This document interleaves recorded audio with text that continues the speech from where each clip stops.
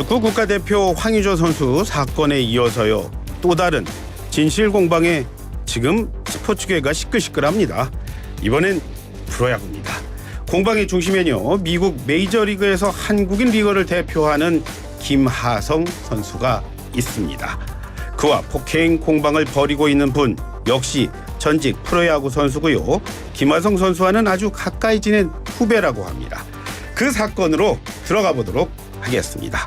오늘도 손정혜 변호사 스튜디오에 모셨습니다. 어서 오십시오. 안녕하세요. 손정혜입니다. 예, 폭행 공방을 벌이고 있는 두 분이 조금 전에 제가 말씀드렸지만 아주 친한 분이라고 하던데 이 갑자기 이런 폭행 논란 불거지게 된 경위부터 좀 살펴볼까요? 네, 처음에는 김하성 선수가 후배 선수인 임혜동 선수에 대해서 공갈과 공갈 미수로 고소장을 접수하면서 이 사건이 주목받기 시작을 했는데요. 예. 그러니까 같은 팀의 후배를 공갈로 고소한다는 건 조금 약간 어떻게 보면 이런 전례가 별로 없었기 때문에 더 놀라웠던 사실인데 또 선수들끼리니까요. 네, 또 예. 문제는 임혜동 선수 같은 경우는 김하성 선수가 미국에서 활동할 때 로드 매니저 역할을 하면서 굉장히 친밀한 관계, 예. 그러니까 지근거리에 있었던 선수였기 때문에 도대체 어떤 협박을 받은 것이냐라는 점에 대해서 이제 사람들이 주목했는데 예.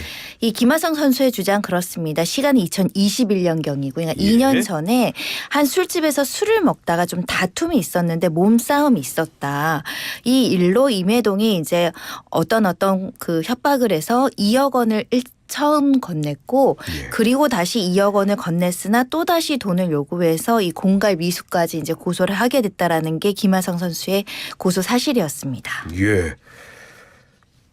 2021년 사건이에요. 그리고 그 후에 지금 말씀하신 대로 뭐 현장 매니저로 일했다는 건데 그게 가능할까요?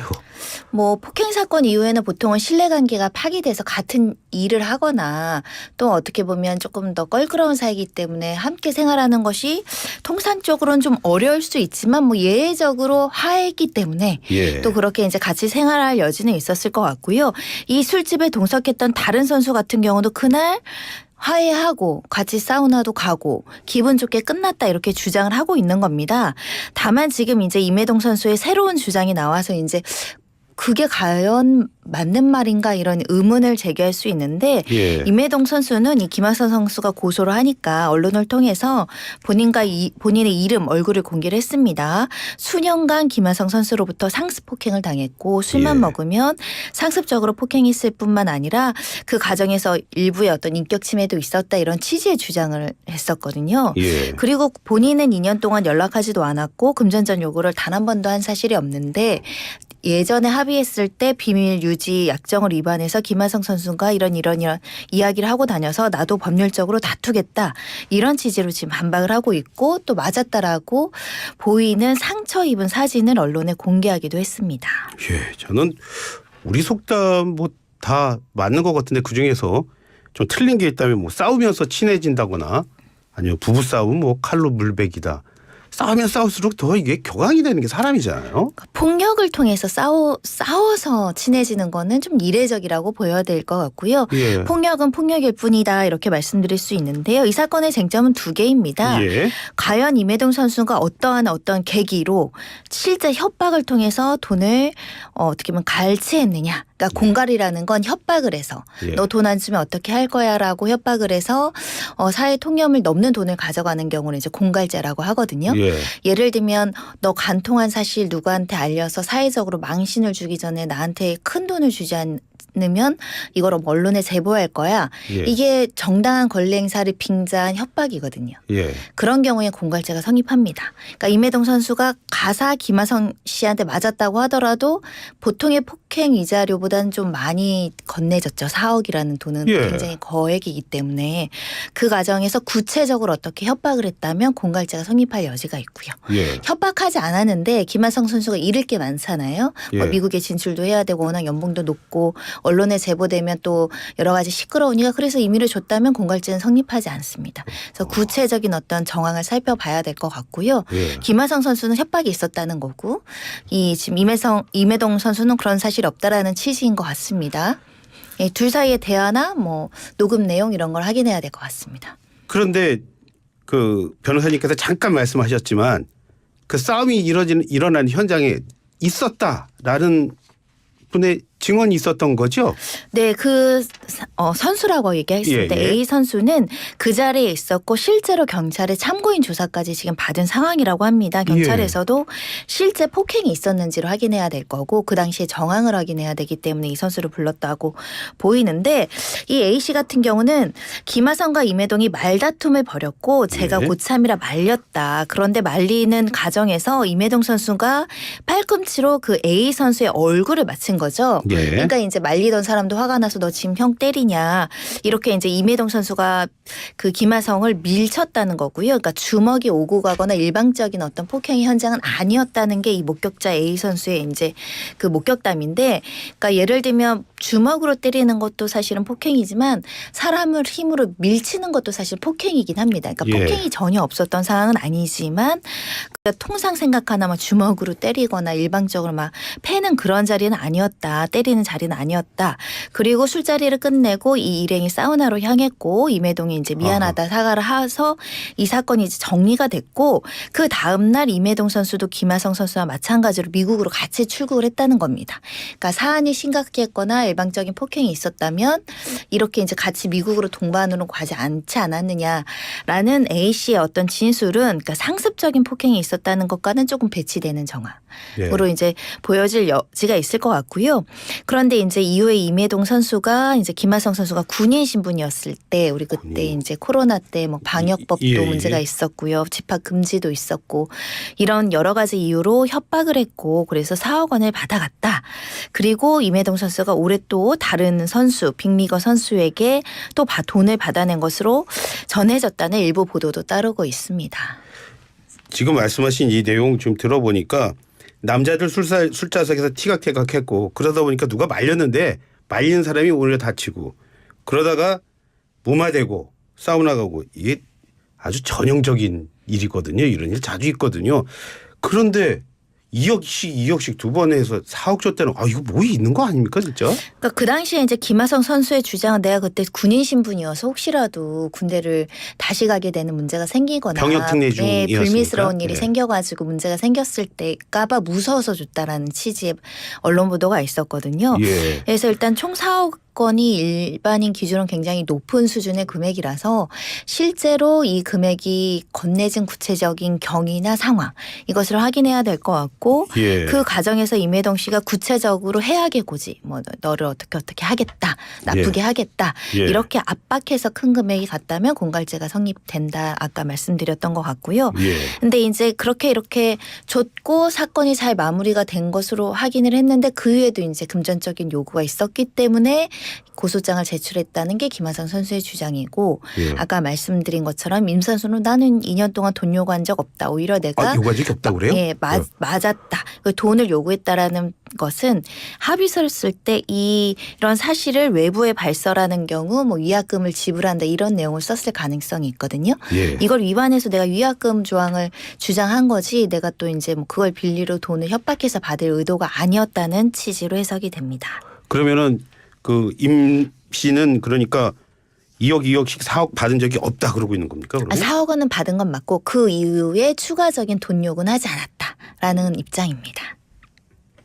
그렇군요. 받긴 받았는데 4억 원을 받았는데 근데 액수가 크니까 그것 때문에 진짜 많은 얘기들이 나올 수밖에 없네요. 뭐 보도에 따르면 처음에 요구한 금액은 10억 원이다 이렇게 이제 이야기가 나오고도 있어서 실제 이런 이야기를 했을 때 주고받은 대화나 뭐 SNS의 내용이 남아 있는지 그 상황을 알고 있는 에이전스 관계자들이 있는지 또 다른 지인들이 이 정황을 알고 있는지를 살펴봐야 될 것 같고요. 그래서 경찰에서도 지금 참고인 조사를 계속하고 있는 것 같습니다. 술자석에서 티격태격하다가 그것 때문에 4억을 줬습니다. 그런 분을 과 같이 미국을 다니고 있어요. 미국의 전 도시를 다니고 있는데 그 상황에서 또 무슨 일 없었을까요? 거기에 대한 얘기는 없어요. 그러니까 임 선수는 그 미국에서도 나는 맞았다. 그러니까 나는 피해자다. 김하성 선수가 이제 도덕적으로 부적당하다 이런 취지의 주장을 어느 매체에서 했었거든요. 이에 대해서 지금 김 선수가 명예훼손죄로 추가 고소를 했습니다. 그러니까 나는 상습적으로 때린 사실 없다. 때렸으면 증거 가지고 와라.